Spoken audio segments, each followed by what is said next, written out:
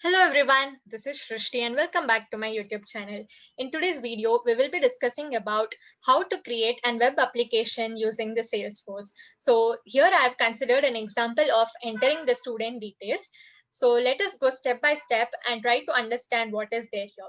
Okay, so the first step is you need to open trailhead.salesforce.com. So I will give this link in the description box, so you can just click on it and land to this particular page here. So as soon as you click, you will see a page something like this. So just go on sign up if you are using it for the first time. So if you've already used the Salesforce, then you can directly log in by entering your details. So let me just sign up here. So after you click on sign up, it will ask you to sign in. Okay, so you can just sign in using your Google account or LinkedIn or email. So let me just sign in using my Google account here. So after you sign in using your Google account, it will ask you to complete your profile. So just enter your name here and then the profile URL will be mentioned, that is keep it as default, and then click on next. Okay, so here you need to enter your company name. So if you're a student, you can enter the name of your college and then the job title. That is, if you're a student, again, you can enter the job title as student here. And then role name, that is, again, you can select it as student. And then in relationship to Salesforce, select non-customer or prospect. And then select your country name, that is India. And then choose the state, that is Karnataka. Okay, and then just click on this checkbox and click on done. So this completes your procedure to sign in. Okay, so after signing in, you will see this particular page. So where you can just click on learn and learn something about Trailhead. So here some basics is given. You can just go through that. So after doing all these steps, then just click on your profile. Just click on it and you will see something like hands-on Aux. So now just click on hands-on Aux. Okay, so this is the next step. So as soon as you click, you will see a default playground will already be created. So for your project, you need to create one more playground. So let us see how to create the playground. Okay, so here you can see the default playground, that is My Trailhead Playground 1. So if you cannot see something like this, then wait for some time because it takes few minutes for the playground to be created.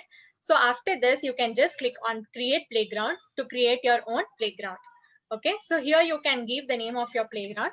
So let me just give as, okay, what is this? Student details, right? So I will create my playground with the name student details.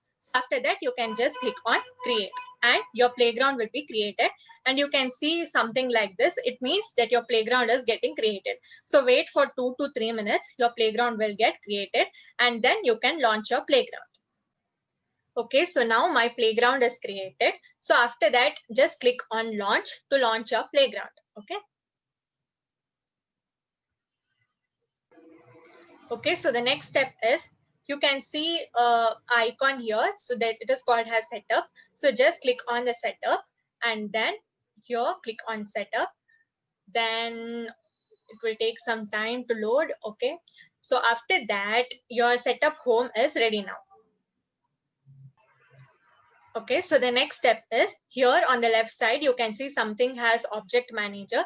So just click on object manager here and then you'll be able to see this. Okay, and then here in the right side, you can see create. So just click on create and then click on custom object.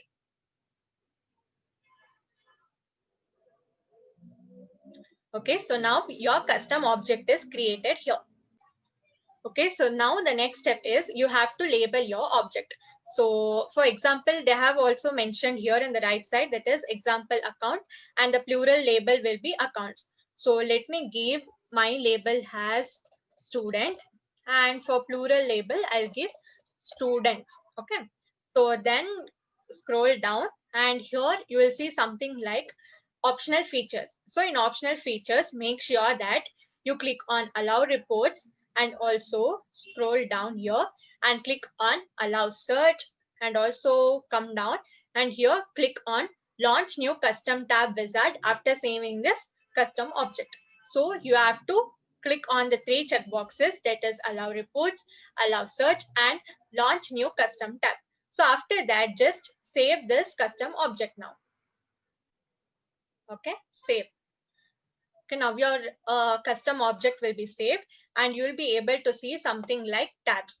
So here in tabs, the object name is already taken as default, that is student, and just click on tab style. You will be able to see many tabs here. So whichever you want, you can select any tab of your choice and then click on next. Okay, so after that, come below here. Okay, here you can see by default all the tab visibilities are on, so no need to do any changes here. Just come down and click on next. Again, here also all the tabs are included, that is you can confirm that all the checkboxes are clicked. So again come down and again click on save.